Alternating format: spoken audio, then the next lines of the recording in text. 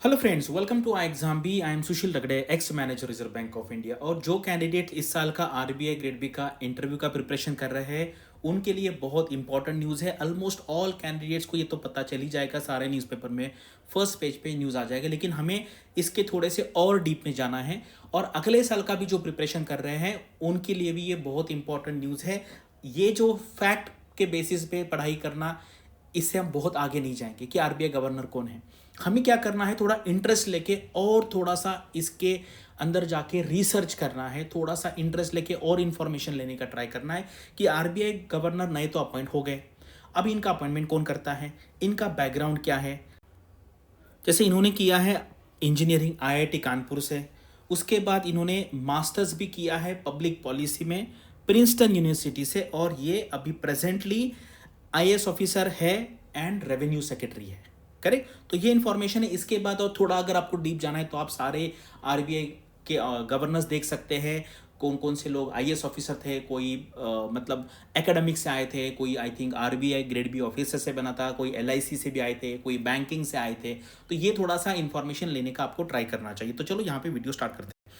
तो यहाँ पे देखिए, अभी अभी ये न्यूज़ आया है कि the appointments committee of the cabinet. तो अगर कोई पूछा जाए तो वो है appointments committee of the cabinet has approved the appointment of the Shri Sanjay Malhotra sir, secretary department of revenue as the governor Reserve Bank of India for period of 3 years।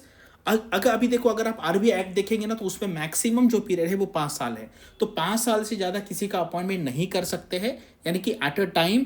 लेकिन अगर अगर उनको रीअपॉइंट करना है तो 5 साल के बाद और 5 साल के लिए कर सकते हैं। जैसे अगर आप देखेंगे अभी क्या होता है ना, अभी 3 साल के लिए किया जाता है, उनका परफॉर्मेंस देखा जाता है और फिर उनको फिर से 3 साल के लिए एक्सटेंशन दिया जाता है। जैसे अभी शक्तिकांत दास सर थे, उनको पहले 3 साल के लिए था, फिर से 3 साल के लिए उनको रीअपॉइंटमेंट किया था। अभी सर का जो अपॉइंटमेंट है वो अभी 3 साल के लिए है। और कब से है? अब ये 11 दिसंबर से ये चार्ज लेंगे, क्योंकि उस टाइम पे अभी कल शक्तिकांत दास सर का लास्ट डे है आरबीआई में। अभी आगे जाके उनको अलग अलग असाइनमेंट्स भी मिल सकते हैं, क्योंकि उनका गवर्नमेंट के साथ बहुत अच्छा रेपो है। और पहले से ही ये मतलब ट्रेंड चलता आ रहा है कि जो आईएएस ऑफिसर्स होते हैं उनका फाइनेंस मिनिस्टर के साथ, पीएम के साथ, होम मिनिस्टर के साथ अच्छा रिलेशन होता है, तो उसलिए उनका अपॉइंटमेंट होता है। अभी यहाँ पे और एक सवाल आता है कि जो अपॉइंटमेंट्स कमेटी होती है उसके मेंबर कौन होते हैं। चलो देख लेते हैं। तो अपॉइंटमेंट कमेटी में 2 मेंबर है, prime minister and home minister, यानी कि हमारे मोदी जी और शाह जी, इन्होंने इनका अपॉइंटमेंट किया है। ठीक है। अभी आपको पता है सबसे 2 पावरफुल इंडिया में ये है, दो हमारे prime minister and home minister. सबसे पावरफुल ऑर्गेनाइजेशन अगर आप देखेंगे रिजर्व बैंक ऑफ इंडिया है।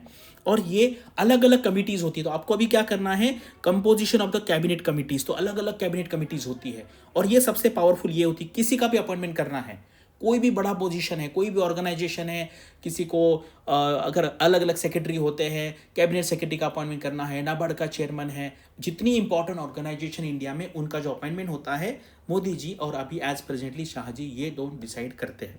करेक्ट। तो पावरफुल पोजीशन है कौन सी, पीएम की और होम मिनिस्टर की।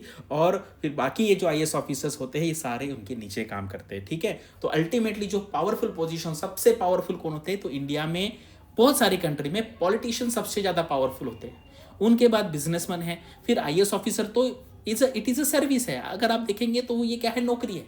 नौकरी यानी कि मतलब सर्विसमैन है वो। करेक्ट। जैसे हमारे पीएम भी कहते हैं कि भाई मैं सबसे बड़ा मतलब प्रधान सेवक हूँ, वो तो कहा जाता है कि हम प्रधान सेवक है। तो सबसे पावरफुल कौन है, पॉलिटिशियंस है, उसके बाद बिजनेसमैन है, एंड देन हमारे आते हैं आईएएस ऑफिसर। बाकी आप और हम तो ये सोसाइटी के पार्ट हैं।